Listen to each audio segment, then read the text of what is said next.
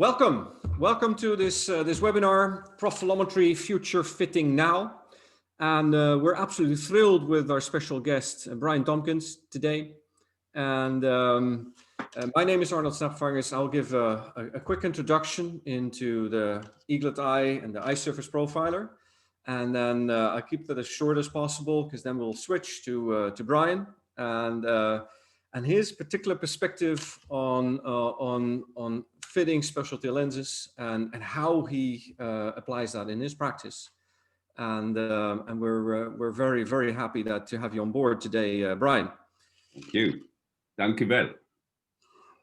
And so let's get this show started. Here we go. Right, agenda today is profilometry and special cases, the eye surface profiler, and then we'll switch to Brian with Future Fitting Now, and a live demo with Reinier Stortelder, who is our in-house optometrist and guru behind the lens fitting algorithms. And then, as I said, we do a Q&A where we'll open up the microphones, and everyone is invited to join in.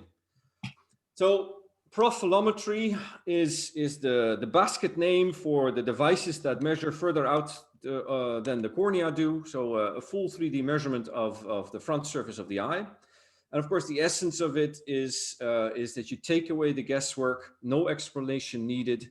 And what, of course, we've discovered since the advent of profilometry is how incredibly irregular and asymmetric the ocular shape is, particularly the conjunctiva. And it's not just that the natural shape is that way, but particularly in sunny countries, pinguicula are a very common feature of the sclera. And so they add extra asymmetries and extra obstacles when fitting specialty lenses. And of course, we'll touch about empirical fitting as well. The industry trend is very clear. The industry trend is toward more personalized, more customized lenses. And there's a couple of factors enabling this. One, of course, is that there's a new generation of diamond lathes that are used to cut the lenses that give more freedom, more control over what is cut. And then, of course, how can you actually create a customized, personalized lens if you don't have exact knowledge of the actual shape of the eye? So profilometry is a big enabler in this thing as well. And the trend toward more personalized fitting also is enhanced or is pushed further by the COVID pandemic that we're in the midst of, where we are trying to reduce the number of patient visits. And so if you have the best fitting lens right from the get-go, you will be able to do so exactly. And those are all steps towards empirical fitting. The eye surface profiler, as you see here in profile, is a device that is in 3 steps that are easy to learn and fast to take, because it's a single shot process. We illuminate the eye from 2 sides, and in the center we have a digital camera. And in 2 flashes, a few milliseconds, one after the other, you create photos of the surface of the eye, of the line patterns that you see in the middle of the slide here. And that then is processed into a 3D point cloud that describes the complete cornea, as well as anything that's exposed from the sclera. And allows you to then use that data in our lens fitting algorithms. So as I said, fast, single shot, no extrapolation needed, no stitching, and we have a very comprehensive analysis that puts it on par with all your regular corneal topographers. So we have curvature maps, we've got elevation maps, we've got tangent angle maps, and we've got some special custom maps that we developed in order to help you make informed decisions about your specialty lens fits.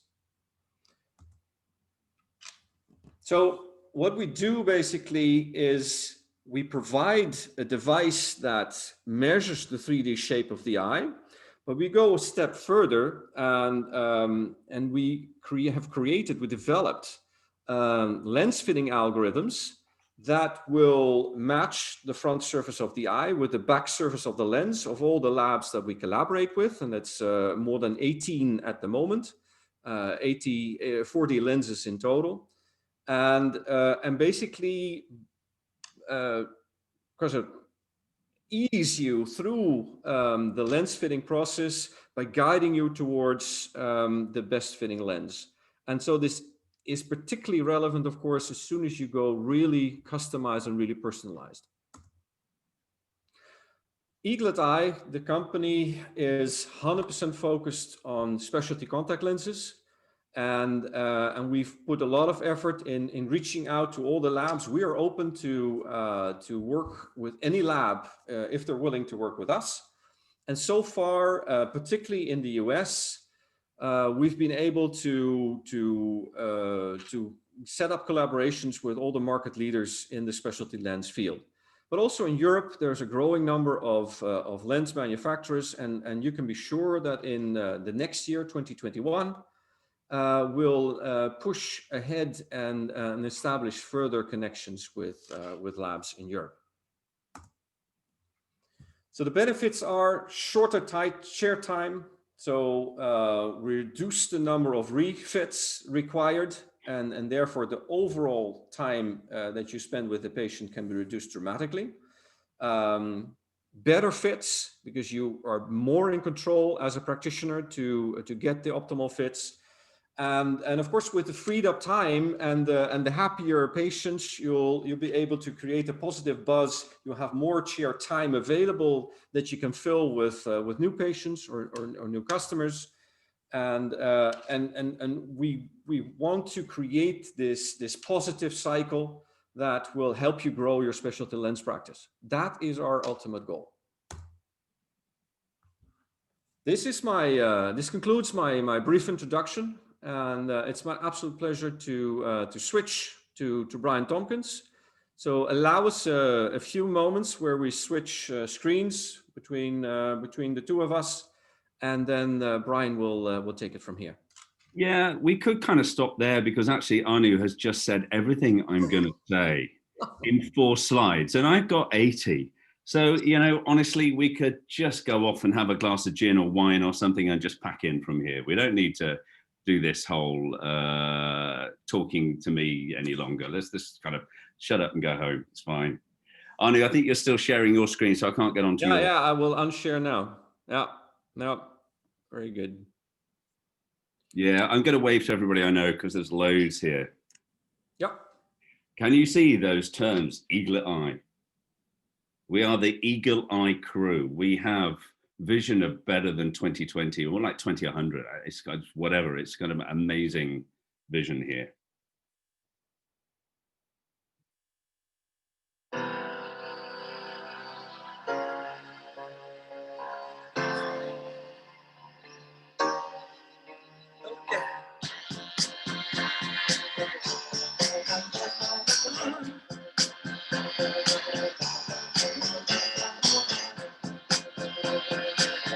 Still don't know what I was waiting for, and my time was running wild in the dead-end streets. I mean, this is where I get all tearful and talk about the way the world is not the same as it was.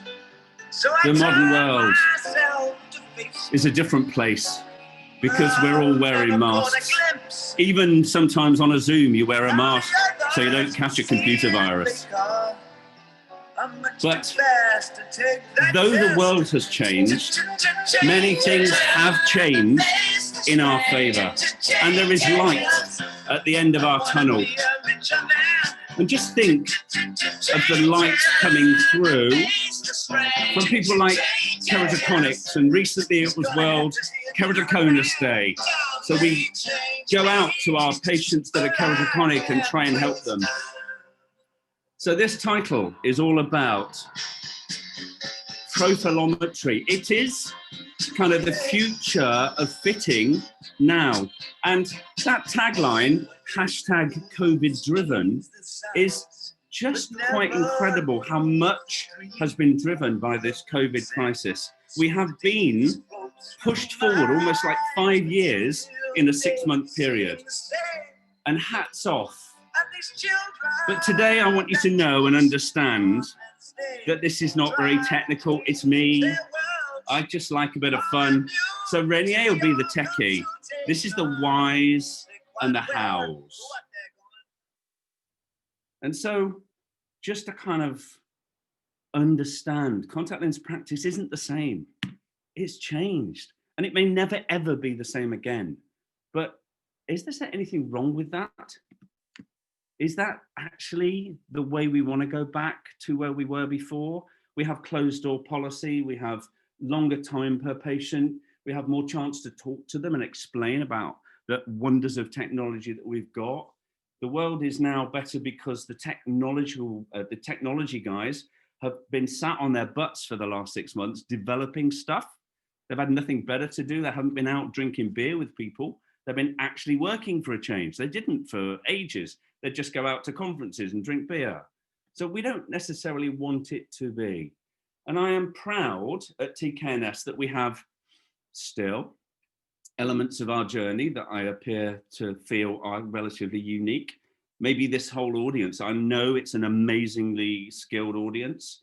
And so maybe you guys have got the best journey in the world, but we're always going to learn. So if anybody says, hey, in your journey, that's not such an ideal step, why don't you do this? Come back to me, talk to me. You know my social media, a lot of you, you're already linked in. So come and talk to me about how we are and what we can do better. And then maybe if some of the tips today give you a chance to be better, then we can't go wrong. And the patient journey, as I said, has now extended the time. There is so much more time per patient. We just get one at a time in our room to be able to organize the very best care for them. And that is a joy. That's one of the things that we can now work with. You can go and look at our website and see what we do. Again, any tips on how to extend that would be amazing. We are still, up until 2 weeks from now, we are still currently the UK Technology Practice of the Year. And without technology like ESP and some of the other toys that we play with, I don't think our practice would start how it seems to. We're up for Contact Lens Practice of the Year. My esteemed colleague, Dr. Patel, is up for Optometrist of the Year, which we're going to find out the results in about 10 days, 2 weeks time. And as you can see from the t-shirts there, who loves a t-shirt? We're all a t-shirt freak team here. Ortho K needs technology. Sclerals now kind of need technology. And myopia management was talking to David Burkhoff earlier, and it needs technology to be at the forefront of the game. And that's what we need to be. We need to be at the forefront. But you know that the t-shirts were about style. And you know, in historical conferences, I've tried to add a hint of style. It's kind of the style's changed a bit. So who doesn't go to work in pajamas now? It's amazingly comfortable. You can wear trainers and pajamas and get away with it and love it. And look at these stylish people. We have Tom and Chris and the guys, and all of us are wearing the new style that's there. But masks are now part and parcel of the world. I think anybody that shuns a mask wants a slap. Let's be honest, if you're not wearing a mask in public, then you need slapping because we need protecting. But look at the smile on those faces in there. That's a really famous singer-songwriter called Billy Lockett. If you don't know him, look him up on my system. But you can see the smile in his eyes. So eyes are the window onto the world. Even behind a mask, you can see that smile. So the changes in clinical practice are driven by COVID, and I truly believe actually it's a good thing. And scleral lenses are another good thing. This is actually a picture of an eye print lens that one of my patients sent in. I kind of love it for its artistic nature. And it's just a kind of lens you should have in your practice. And I know a lot of you already fit them, some of them more efficiently than I do, and extremely well. And we as a family of scleral fitters enjoy how we do things. But if you're listening and don't have sclerals in your practice, then I urge you to do so, because it sets you apart from others. But how do we learn about these things now? Well, the world has taken on Zoom like there's no tomorrow. I wish I had shares in Zoom. I mean, who doesn't wish they had put some kind of Zoom family together? And we're all now watching a Zoom podcast thing. And none of us would have dreamt of being on this about 6 months ago. So that's changed. What else is happening in practice is that we are video triaging. And we work really closely with the AOS software guys to do video triaging so that we can actually see what's happening and then do artificial intelligence of grading of every patient, whether it be a scleral fit, a red eye, or any form of staining that may be in place. We're looking at remote examination technologies. My colleagues can do an OCT while I'm at home and send me the results either through some remote login to my practice or other way. And this, I think, David, you've got this up in your clinic. This is the designed OCT poster I put forward. That's 3 meters long in my room, but that technology is absolutely essential. So the reliance on technology. We get our patients now to put their own lenses in, and sometimes they struggle. So we've developed with my fantastic colleague, Deborah Grant, we developed a piece of kit that a patient who's struggling to put it in with their fingers, that haven't got that's their third finger. So they can use their lids with their own fingers and duck straight onto it. So these are things that are moving us forward. And who isn't now bacterializing and de-virusing their rooms in a fog sort of way? And I looked at this the other day and I thought, this could be fun for photographs. And just in the room, in the mist, the joy of having the Eaglet Eye showing up and the fantastic view that I get and the hashtag hygiene that we have to go through now. Is that a bad thing? So all of these things that are putting us through are extremely good for us. And this has changed our scleral lens fitting. We are now doing a lot more hygiene through using peroxide. We are using methods that we didn't use before. We used to use multi-purpose solution, but we now bubble through with scleral lens peroxide systems. And our patients are now actively encouraged, in fact, thoroughly recommended to have a variety of different salines. They might have used a large bottle historically. Now we're looking at unit dose. And there are a number of fantastic suppliers of these around in France and Portugal and Spain and the UK. And so bottle technology has gone out the window. We're now looking at unit dose. And we have to go through so much more to just look after the lenses. Trial lenses, which I kind of think we relied on before. We've had trial lenses for a long time. But there is so much more to now do to clean. And storing dry, does that kind of give you a comfortable lens when you first apply it? You may need to re-wet it before you're trying in a lens if you have to finally put a lens in. So all of these things that are changing have made certain calls to action. And potentially maybe manufacturers might give us single-use disposable trials, use a manufacturer's warranty. I mean, maybe all lens manufacturers these days give us an element of time to exchange a scleral lens or any specialist lens, technically. Will we ever have single-use disposable trial lenses? I think probably not at the moment, unless we get some kind of clever, in the future 3D printing. I think that's going to struggle. Because expense at this moment just does not hold it into place.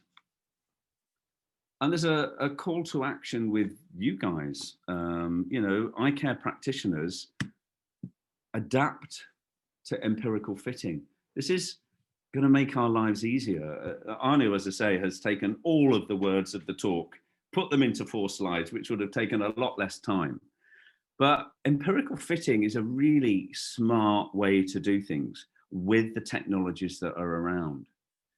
So that call to action for us is to use things like the eye surface profiler to get the best profile of that. And that's relevant not just for sclerals. You can fit soft, RGP, hybrid, and scleral. So virtually any lens in the portfolio. I don't know if Afe's listening, but we have a little kind of a plea from Afe a little bit later about what we can do. Now, to get the very best picture, many of you have seen this little walk through my diagnostic suite. And I've said before, it's not a cupboard where we just take some pictures. It is a diagnostic suite. It's not even just a room, it's a suite. Language is crucial. And you guys know that we have a lot of toys in there, starting importantly with tear lab and inflammatory. I use those to really analyze the tears. And before you put any lens in place, if you do not have the background of proper tears, it can go wrong. Topographer, we're very privileged to use the K5. It's an amazing bit of kit for dry eye management and for any topographic measure. Obviously, we all love the eye surface profiler. The Anu and Reinier gods are there to help us go through the world, because corneal topography, eye surface profiler, it's like a fisherman. You can go as wide as you want to go, much better. OCT, obviously, for post fits and some capability of fitting as well. But all of those things are amazing toys, and I would not be without any of them. Others on there of note. Now, I was advised there may be some people on here who don't do much scleral fitting. Looking at the list, I don't believe this. I believe you're all absolutely amazingly skilled fitters. But just a quick run through. What's the principle of a scleral lens? Don't touch the bloody cornea. That's really simple. Do not touch. It has to vault. It has to clear. And these are the kind of beautiful vaultings we can get when the skill set is there and when the technology helps you and with the perfect manufacture. But which is ideal? What's your preferred ideal?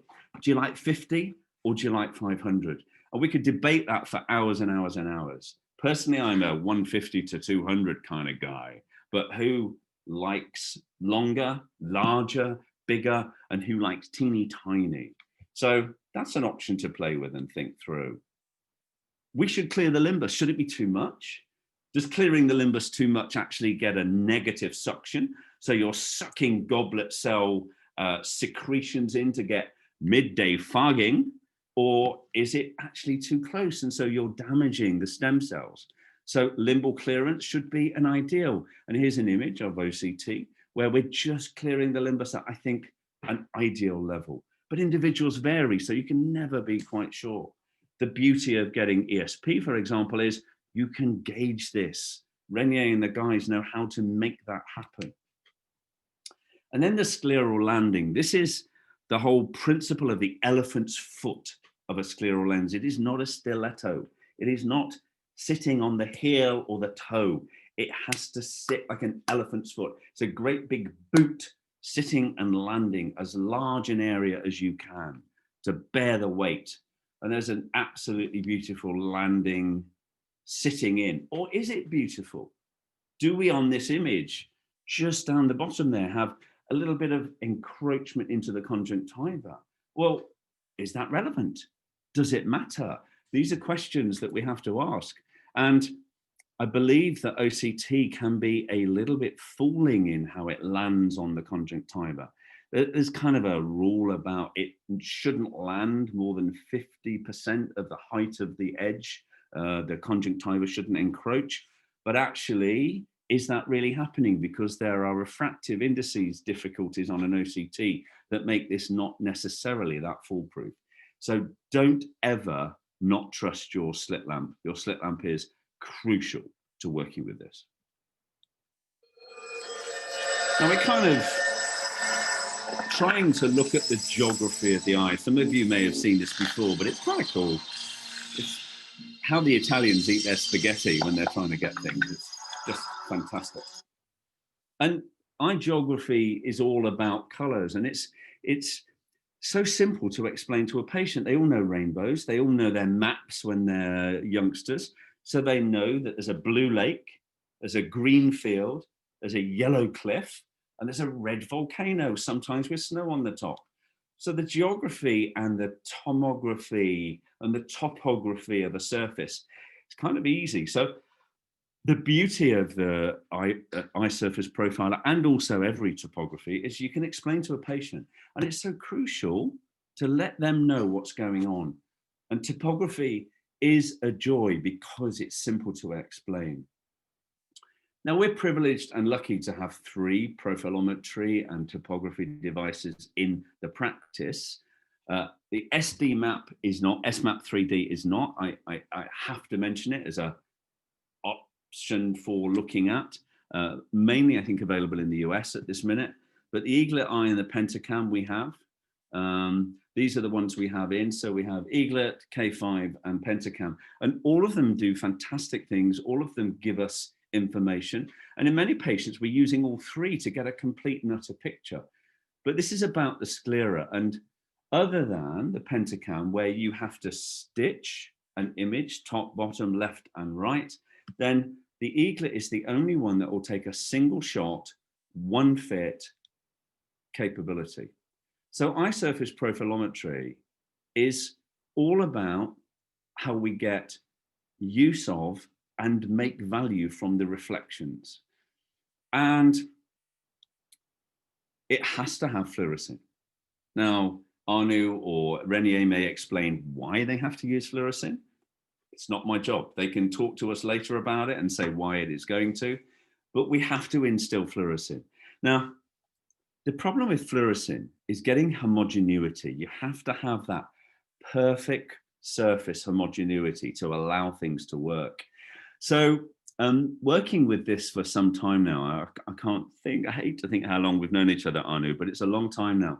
And working to get the very best reflection off the surface has taken some degree of time to get it spot on.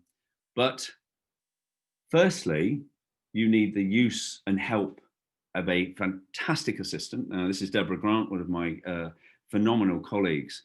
And I find that it is almost impossible to get the best picture without an assistant. So if you have an eye surface profiler trying to do this all by yourself, or trying to do it actually with a patient, because the patient doesn't know how to open their eyelid, they'll quite often go, yeah, I can open my eyelid and pull there.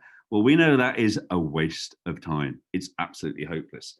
So we need to get it right. So let's see whether this is a good way to do it or not. Now, this is just a good example on how to open the eyelids for a perfect ESP shot.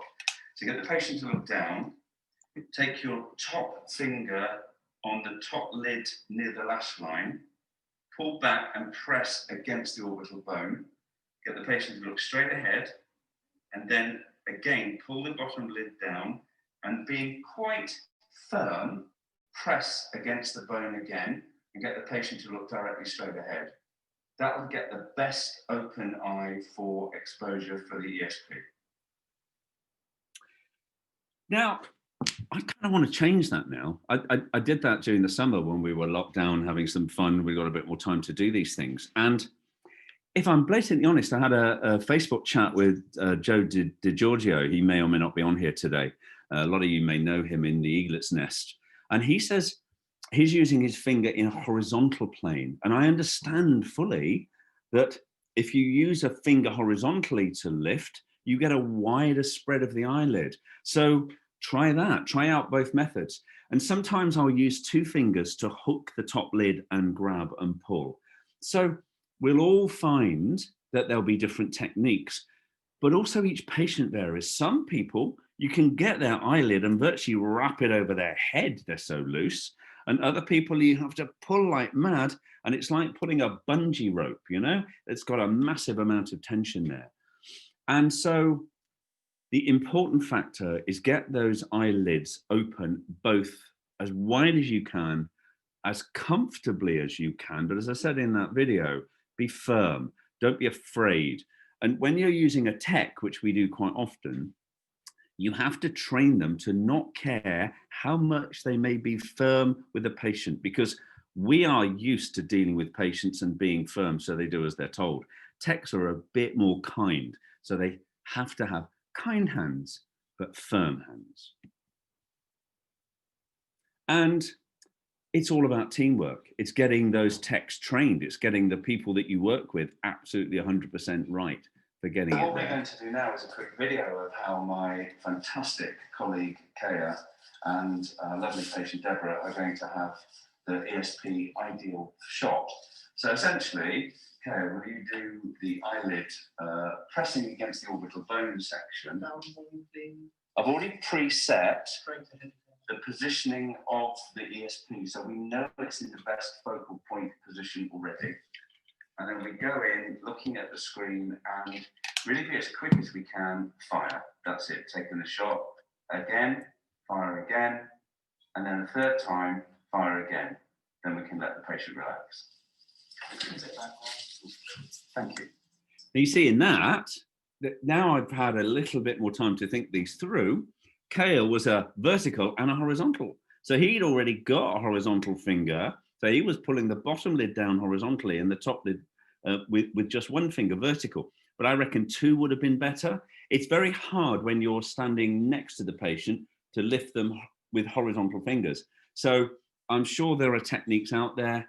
I know there's a wonderful few devices. I know on the Eaglet's Nest, they're looking at using a cotton tip, a Q-tip, or a cotton bud to lift open. So there are a variety of methods, but they're all crucial to get the best results.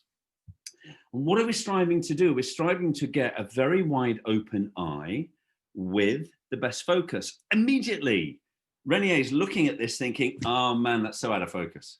That is rubbish. Because the 2 Purkinje images are not in line. Vertical alignment should be 100%.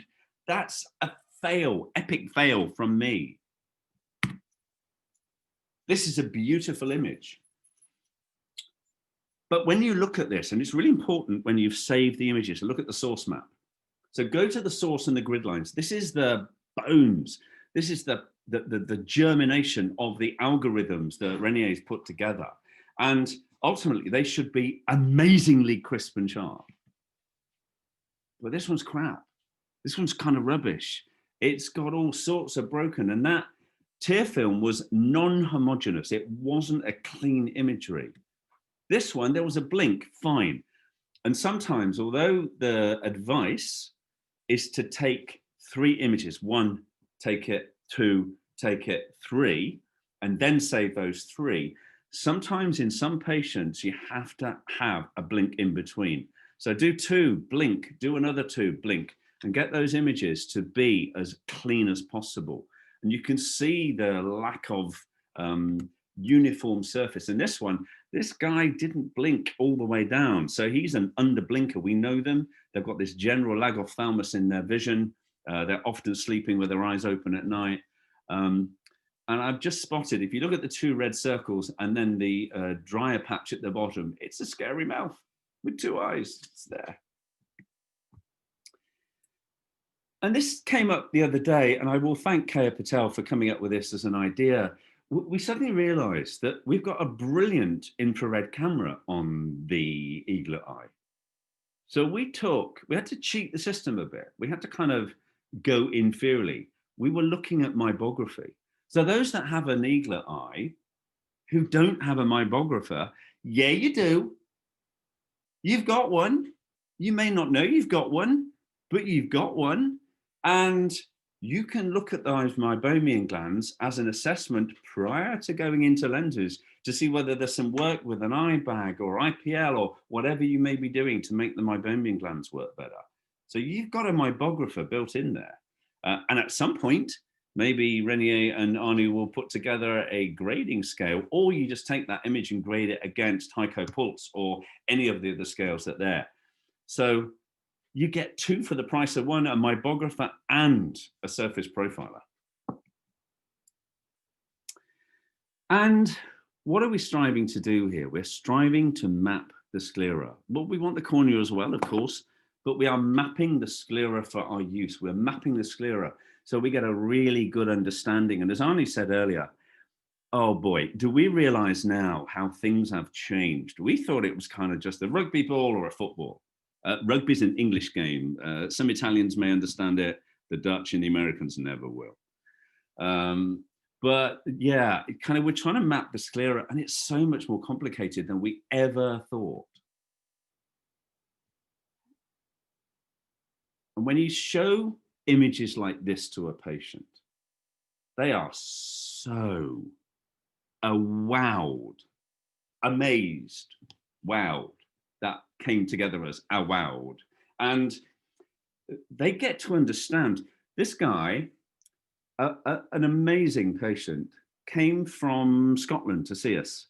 And he'd traveled 9 hours to see us and 9 hours to get back again the same day. Had to kind of take the sleeper. He'd had those intacs done. He'd never seen them. No one had ever showed him a picture of what surgery had been done on his cornea. I mean, how incredible is that? One, how could you not want to show your handiwork if you'd done it? And two, how could you not have your patient educated in such a way that they understand what's been done?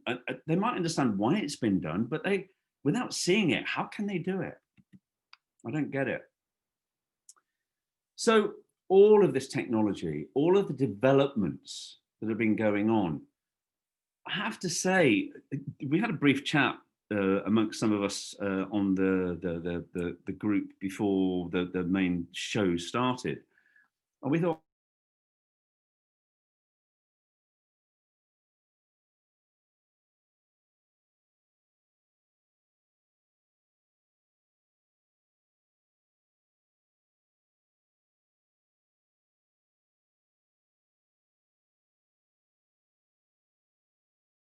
without this dreaded, terrible disease being around. And look at the advancements Eaglet have done. They've already self-proclaimed they are so much advanced with the latest software out there. It is an amazing technology. In one shot, look at the way this is just shown as a complete and utter picture of what's happening in that eye. Now, does that look uniform to you? Sure as shit doesn't to me. Does that look uniform? No, it doesn't. We thought it was. We thought it was easy, but it ain't. And okay, we've had an understanding of the cornea for a long time. The topographers out there have given us an amazing understanding of the cornea. And so we know that there are cones, inferior changes, post-LASIK changes. That's kind of in our heads. We know that already. But do we understand from those changes that we should be doing other things? This is a paper co-written with Lyndon and James Wolfson and Afe about the importance of fitting.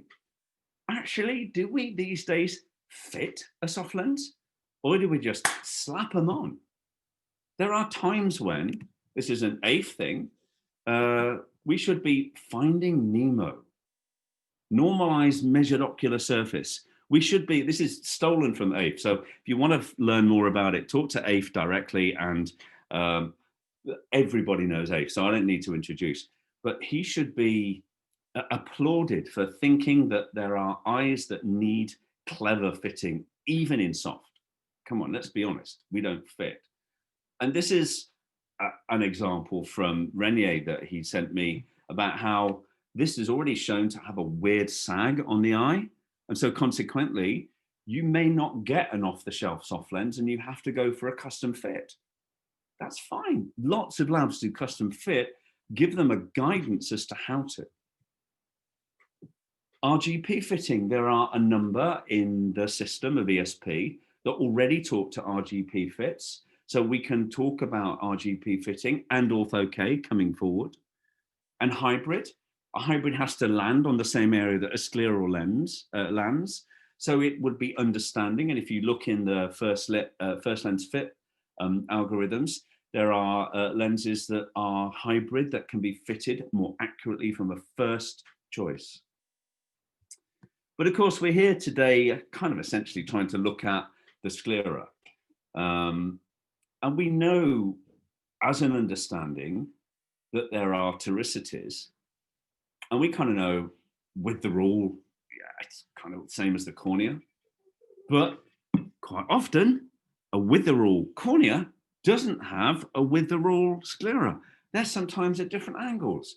Did we know that before? No, we're kind of learning so much now about how to understand the shape of this glorious orb that sits on our heads, two of them usually. We're looking at fitting a football onto this shape. Well, it ain't going to happen. It's never going to work. There are many really successful off-the-shelf sclerals. There's no way I'm knocking the capabilities. But those of us in specialist practice regularly deal with the weird and the wonderful. We love them dearly, but they are still weird and wonderful. So we need to see what's going on. And trying sometimes to fit a pinguecula, I'd love to live in a sunny country. You said about pingueculae being more common in a sunny country. I'm in the UK, man. That's not so sunny a lot of the time. So pingueculae are not the biggest deal here, but you go to Italy or some of the further hot countries, amazing. But just pure irregularities are a bigger and better understanding now from Eaglet's work and Eaglet's it's kind of allowing us to see so much better what's going on. But what we're aiming to try and do, we're aiming to land this scleral lens in such a perfect way that it bears the weight of this relatively heavier lens compared to some of the smaller versions. But that weight bearing capability is so important that it holds that incredibly crucial vision element for a highly distorted cornea. Now, within the ESP software, there are a variety of maps. Arnu's already shown us the various ones. And tangent angle maps are a really clever way to kind of see what's going on. You'd think even a relatively regular astigmatic sclera would be uniform, but when you look at the tangent angle maps, you actually get to see lots of things you wouldn't. You get to see, for example, if the tears haven't been that great, maybe the source map wasn't viewed that well, but you get to see if there are crinkles in that conjunctiva. You get to see if there is a lens that was there. We made the mistake a long time ago doing some impressions on a lens because we work with iPrint, very, very privileged to do so. And iPrint, it kind of wasn't, we weren't knowledgeable enough to know. We sent some images off and they said, well, sorry, you've got actually impression of a lens there. If we'd been smart and used the ESP and used the tangent angle, we would have been able to see that there was an impression of a lens there. So it's what's another piece of information that will help any fitting in the future. And it shows if there are a welling up of the tears. You know, if you hold a patient's eye open too much, some will water so much that they'll well up with aberrations on the inferior portion, which we need to be accurate. And it's kind of another view of how symmetrical they are. Here's an example of a lens indentation. This was a patient we took the other day, and really quite obvious there that the inferior particularly, you can see, that sclera is actually being dented by the lens he's just worn. And there it is in a 3D model. And this is an image of another one, again with an indent. This is really much more marked. And you can see on that scleral, on the tangent angle map, how that follows the contours of the indentation of the sclera from the existing lens. So a very, very valuable piece of knowledge that we've got there. And again, I go back to patient education. Here's this fantastic Scottish patient that came down, and it's showing us and him that apart from his fantastic intacts that we talked about with him and educated him on, that actually one of the reasons we're doing a impression of the sclera is to get further knowledge and fully understand so we can make a lens that's suitable for him to be a perfect hopeful first fit, because he's not going to travel 9 hours just to make a tweak here and there. And we can see on this that maybe there's a little bit of sort of scrunched up conjunctiva. You know how sometimes patients' conjunctives are quite boggy, they're able to kind of compress a little bit. So it's fully understanding where we're going with things. But again, when we show it in 3D, it's impressive to the patient. So you've got an educational tool, you've got an entertainment tool, and you've got clinical technology par excellence. There is very little better. There is virtually nothing else on the market that can do these things. And within the software developments, there are greater understandings. And there's a little hint as to what difficulties you might have. Is it going to be a spherical sclera? Are you going to have a simple off-the-shelf lens to work with? Is it going to be simply toric? Simple and straightforward. Is it going to be quad specific? We're getting quite a few manufacturers now coming up with quad specific designs. So more power to them, and may there be more and more of them. Or is it going to be irregular? Is it going to be one of those that absolutely needs some very special treatment and special design to get it to work properly? So scleral profile mapping shows in a snapshot exactly where you need to be. And as Anu has already said, he's a very lab neutral company, and they work with many. I may not have even named them all here. Anu, this slide may be slightly out of date. You may have had relationships with others. Since I took some snapshots of the companies you work with. I work quite a number with these. And so it's fantastic to be able to say, there you go, there's an ESP, then let's design the best lens for you. And all of these companies and the others that Anu's now working with know the input coming from the ESP is reliable and efficient at giving data. And this is kind of just a quick tag, because I've said all along that I'm not giving any technical stuff here. Reinier and Jason actually have got some fantastic YouTube videos out there. So go to the Eaglet's Nest YouTube. I'm sure Anu can send the links out. I think we've got a list of all attendees, so we send links. If you haven't watched these were amazing to watch during the whole COVID lockdown, hard lockdown in the first place. But they're a fantastic learning tool to understand how the new software is developed. And I think it's taken another step from there. So this was back in May, Anu. We've had another one since then, haven't we? So yeah, the software has been just leaping up in great big steps. And then we come to the first lens fit capability, the whole process of transporting the understanding of the patient's shape into a lens. And these are the companies. That are probably more than we have on the elements of the slide a minute ago. So if you have the ESP already, then you go to the first lens fit algorithm section and pick the company you want to work with. You can work with all of these phenomenal companies, and I don't hold any particular favorite. They're all extremely good. And once you've picked the company you favor for whatever reason, then you can go to the lens. I just happen to be picking the B&L because it was one that we do work with quite a bit. And once you've then got the lens you've chosen, either bi-elevation or Zen lens, just spherical, depending on the complexity, then ultimately it'll give you the first lens. You know, we said earlier, and Anu said as well, we shouldn't be putting that many lenses on eye. We've got to clean them. We've got to touch the patient more. We've got to be more in contact with them with time. We have to be minimizing the time within the practice. We have to be minimizing the contact with the patient. You know, they're trying to apply these themselves.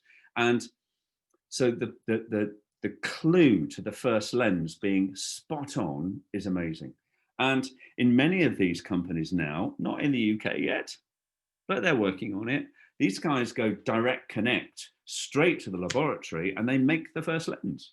So how amazing is that, you lucky Americans? So what we can do in the UK, and I guess some of the other Europeans watching, is we give that lens details to the laboratory just by phone, but it's not a direct connection yet, but it will come in time, I'm sure.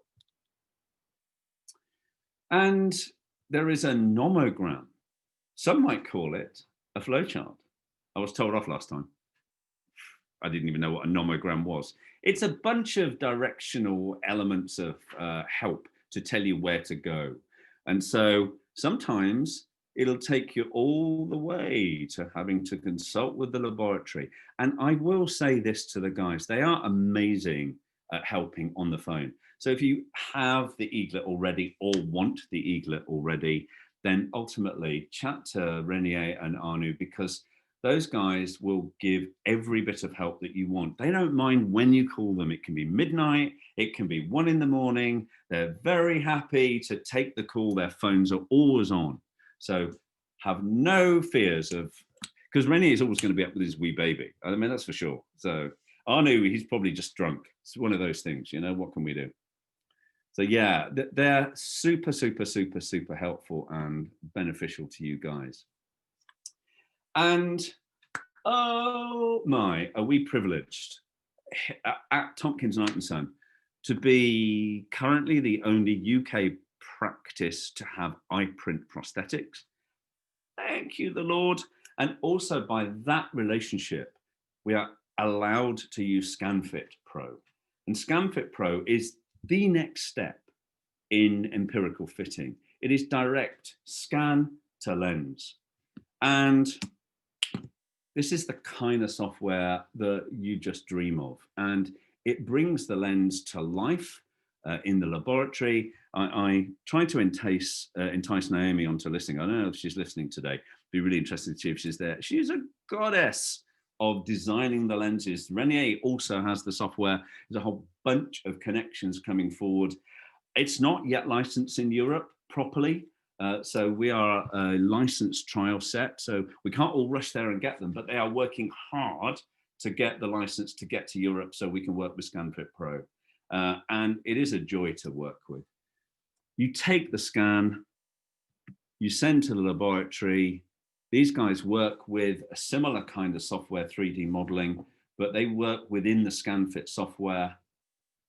They can map the limbus absolutely accurately, so they know where the height is, they know the volt you want, they know the refraction that you want, and they design the lens to sit perfectly. They look at where the fluorescein kind of vaulting should be. And it's, as I said in the original title, it's future fitting now. So smart, clever, accurate, and amazing. And the ultimate in empirical fitting, the way, okay, it doesn't fit to the accuracy, for example, of eye print, because ultimately that may, in some really complex, damaged glaucoma bleb type conjunctivas, need eye print Pro, the full-on eye print Pro. And I'm thankful to have the license for that, because we use that incredibly. But in the more simplistic scleral cases, ScanFit Pro is a very, very good option for use for the future. And this is the kind of fitting we're getting. It's amazingly accurate. Yeah, ignore the bubble. I just put this in, so it needs to be removed. And I guess there's a kind of big question out there. Why? Why? Why would you want to fit a scleral lens? Well, I've said this in a variety of ways on a lot of talks historically. We help our patients to cry, but they cry because of happiness, and they cry because they are seeing. They cry because they're actually able to interact with a world that has been blocked to them before. Many of our highly complex corneas have no vision without these lenses. We had one guy come, South African guy. He'd just written one eye off completely for 20 years. He'd fully and truly believed there was no help for him. With a scleral lens fitted through ESP, he's getting virtually 20/20 vision. And he's just astounded and disappointed that he's spent the last 20 years with only one eye when he could have had a much better life.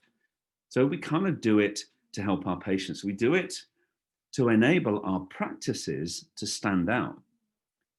And to do that, we have to manage our time and we have to manage our fees in the best and most efficient way. And our time is helped by ESP. Our fees are down to us. And what we're finding in the practice now is that because we have a reputation on the Facebook groups, in the self-help groups, in the forums of the dry eye and the keratoconus and all of those, that we're getting our patients, we're the star in the middle of the UK, and those are the areas that people are coming from to see us. And this is not just one, it's one or two, because when one patient gets sorted by us, they tell others. Now, we're not the States, so they're generally not flying, although the guy from Scotland was flying down if he could, in the end had to take the train. But they're traveling up to 9 hours, between 2 and 9 hours, just to come, because we have that capability to fit them, and because we know how, and because we can. And so how does that travel? If it was this instant, it would be amazing, but it isn't. It's 9 hours, not 2, to come to our little practice and come and see what's going on. And the point is that we have to understand fees and we have to understand charging. And we've been really, really, really, really, really pleased in the last few months about how we are now changing our model. And I'm well aware that many of the countries involved in the talks here now are a little bit, I don't know, restricted, maybe, shy, maybe. They're kind of afraid to charge properly. The Americans have no qualms about charging for their time, but it appears to be that time management and fee charging in Europe is maybe less efficient. And that's quite sad, because we are massively skilled professionals that really deserve our time to be paid for. It is important for professional survival. And it's important to therefore look at potentially professional care plans. That's our model. We've completely converted our whole practice now to care plans. I was talking earlier to I think David, and we were talking about how to run a care plan. And ultimately, a care plan is nothing more complex than a subscription model. How many of us already subscribe to Amazon or Netflix? Every patient during COVID went onto Netflix. They understand fully how easy it is on a really low cost monthly basis to pay for something they enjoy.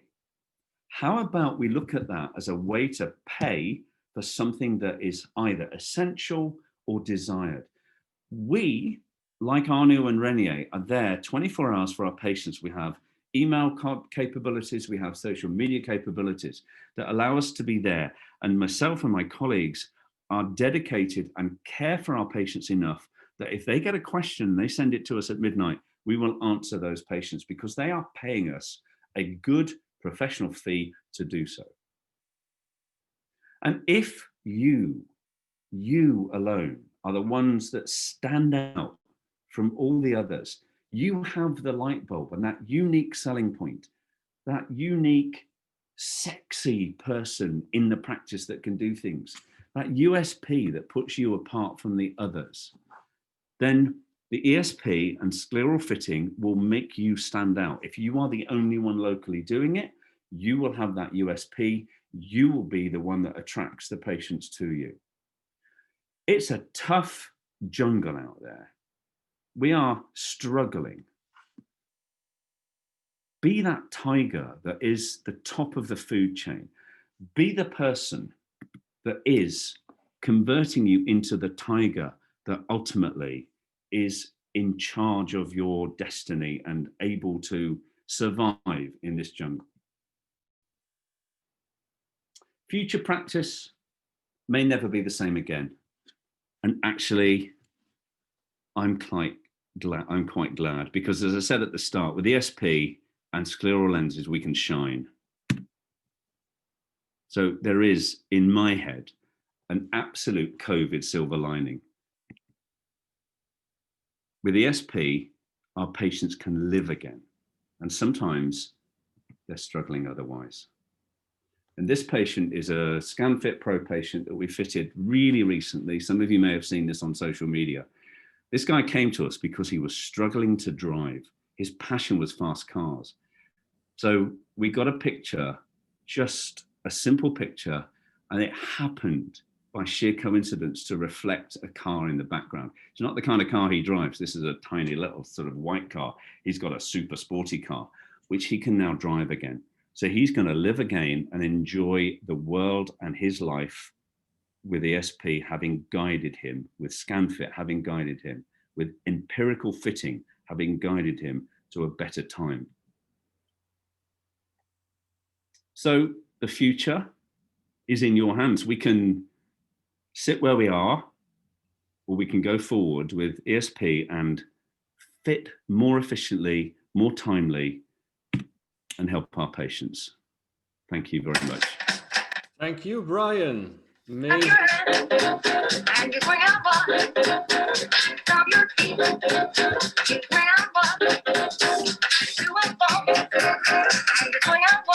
Absolutely. Thank you so much, Brian. Amazing presentation. Truly the person to integrate technology into your practice. You've won a prize twice with that in the UK, and I think this, if practices in Europe, and I just focus particularly in Europe, would do half of what you are doing, all of the whole practice community would improve tremendously. So really hats off, and thank you so much for sharing all of that knowledge. Hey, we'll switch over to Reinier. He's already shared his screen, and he's going to talk us through so the how then you use the data that you measure with the ESP to fit a specialty lens. Reinier. I did pull up a measurement from you, Brian, actually a couple of years ago. What we're seeing here, we're looking at the bisphere elevation map. You're looking at an eye with the rule, the cornea as well as the sclera. We can visualize it by, let me drag this one around. So what we see down here is that we have the cross section. So you see that the red dotted line is presenting the horizontal flat meridian, and the blue line represents the steep meridian, which is vertical. Now it is interesting to have a look at the scleral profile map, because that's a map helping you to give you a very, very quick feeling what is the shape of the eye. We analyze it ring by ring. If you see these two color rings coming up, so green and red, it is indicating that you're looking at a toric shape. So the limbal area is toric, but also the outer periphery. This is actually already very interesting. This patient, it's a couple of years ago that you have been fitting this patient, Brian. This Sean. Sorry? Is this Sean? Yeah, it is. You have been struggling because what you tend to do when you're fitting a lens and you're using your trial set, you start from your trial set. Well, you were working with the Zen lens. The Zen lens has only one toric lens in the trial kit, flat 3, steep 3, which has a toricity of 180 microns. Well, you are trying to fit a 17 millimeter lens. So what I'm doing right now, I take a chord length 17. I'm interested in this value, the difference. This difference value gives you the sagittal difference between the flat and the steep meridian. So this eye was having 820 microns of sagittal difference at 17 millimeters. So imagine that you have to go there from your trial set. You put the flat tree, steep tree on the eye, having 180 microns of sagittal difference, you're never going to order a lens 600, 700, 800 microns of difference. So you always take steps like 100, maybe 200 microns. So it took you already a couple of lenses to get there. And even at that moment, you told me this is not the perfect fit. I hang my head in shame. I was rubbish. Brian, this is what I've been doing as well. Before that, I moved to Eaglet Eye. I've been fitting 80% of the lenses with spheric haptics, because those were the old days. Look how old I am. So it changed. We know just much more. What I was telling is that even when you reach this lens, having, I believe that you designed the lens with, what we did, we went smaller, because when you go smaller, often the difference is a little smaller as well. Well, still, we needed 700 microns of difference. With the Zen lens design at that moment, 600 microns was the max possible. So we have been ordering this lens with a flat 10, steep 10. That lens didn't fit perfect. It was fitting, but it was not the perfect lens. Why not? Actually, the explanation is here in the scleral profile map. Because what we see is also that these inner rings are also toric in shape. If we think about how most of the, let's call it, modern designs are designed, they have a spheric optical zone, but they also have a spheric transition zone. So that means that where the lens starts to land, so roughly at 13 millimeters, it is still spheric in shape. So only the toricity is at the very edge of the lens. Let's go back to the example. So let's dig into the numbers. So we know from the Zen lens that it lands at 13 millimeters. So let's check it out. So I take a chord length 13 and I check out the difference. So you're trying to fit a spheric shape on a toric shape having 400 microns of difference. So what was happening, the lens was sitting heavily here, and it was barely touching at this part. So it was only, having its rest position at the horizontal meridian. So it was compressing a lot. So the settling was much more than the 100 microns we try to have. Luckily, at that moment, we learned that there is the possibility to design a different lens. So what we have done, we took the Zen BE, which means by elevation. It is just designing a lens having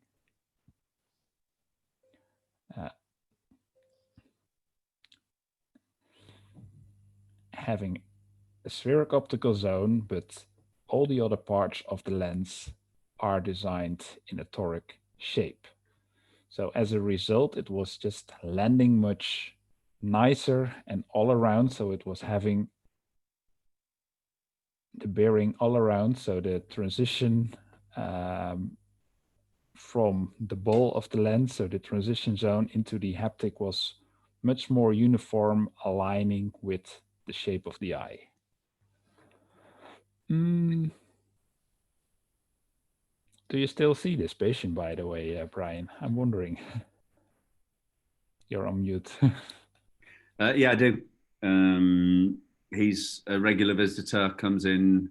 He's He's a natural astigmat because he's highly amblyopic. He's got nystagmus, and he's about a 6 sil in spectacle terms, but his vision is very poor, always has been, but the lenses give him the best option he's got. So he's kind of working and living because of the lenses. But it's an unusual case because most of our big cils, I don't know, keratoconics with 15, 20 cils, are not mimicked by the sclera, whereas he is naturally that weirdly astigmatic shape because that's the way his eye is built. So he's, you know, there aren't as many of those around, but I think that's why it's so actually with the rule is they're aligned because the eye is rugby ball shaped. It is. American football, soccer. Yeah, it is even when we're looking at the HVID. So we measure the HVID horizontally 12.2 and only 11.3 vertically. One more thing that I want to show, also connecting to the story that you have been showing. This is an example I got from Kyriakos because he is living in the sun. This is an eye having 2 very big pingueculae. We can move over to the scleral profile map, and what we see here, we're dealing with a quad-specific shape, and it's also indicating with these 2 blue rings, there are pingueculae. Trying to fit this with a conventional lens may be very tricky. So the option that you were presenting today, Brian, is choosing ScanFit Pro. It's going to be very simple. You just hit this button at that moment. This program comes up. It automatically loads the 3D shape of the eye, the image of the eye. It sets the eyesight. You hit next. It is calculating where is the limbus. You may change the shape of it if you don't agree exactly. And now I have to wait because my computer gets stuck. Oopsie, can't show the last part. So let's go back to the questions because I think that this program stopped working. No, we can go on. And you just simply clicked next again, and it's starting to design the back surface of the lens. You may choose to alter some of the settings, but standard, you only have to click next, next, next, and you have a fully customized lens. I'll wrap it up. So lots of changes that we have to deal with. Corona is here, and it permanently will introduce changes to the way that we interact with our patients. And empirical fitting, more personalized fits. It's absolutely it's coming at us like a freight train, and it's not going to stop. And as Brian so very nicely shown is well, use in all of this flux that we're in, use this technology to your advantage in your practice. And of course, with that, use 3D profilometry to automate your fitting process, to make yourself more knowledgeable about the shape of the eye, and allow you to fit all lenses more efficiently, and in particular, of course, solve those problem cases that you've been struggling with, finding the optimal fit. And prevent them from dropping out and going somewhere else, or going for a completely other solution. And of course, Reinier has been showing the streamlined processes in the eye surface profiler software that allow you to make those decisions in a very efficient way. But just wanted to point you out, next steps with Eaglet Eye could be we can do a very efficient online demo. And so in just about 45 minutes, we can really take you through all the capabilities that this device could have. We can customize that. Of course, we need to be true to our word. We can personalize that to your particular needs and wants, and work with you to find how this technology could work for your specific situation.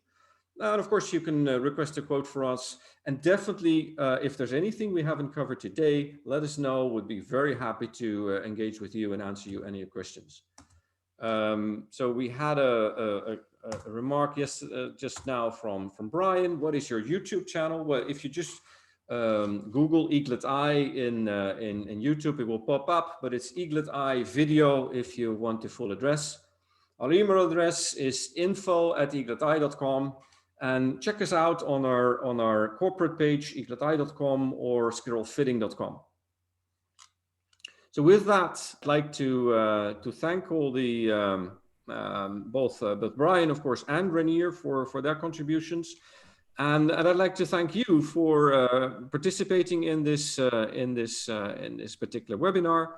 It's been an absolute pleasure. Thank you so much. And hope to see you soon in one of our next webinars.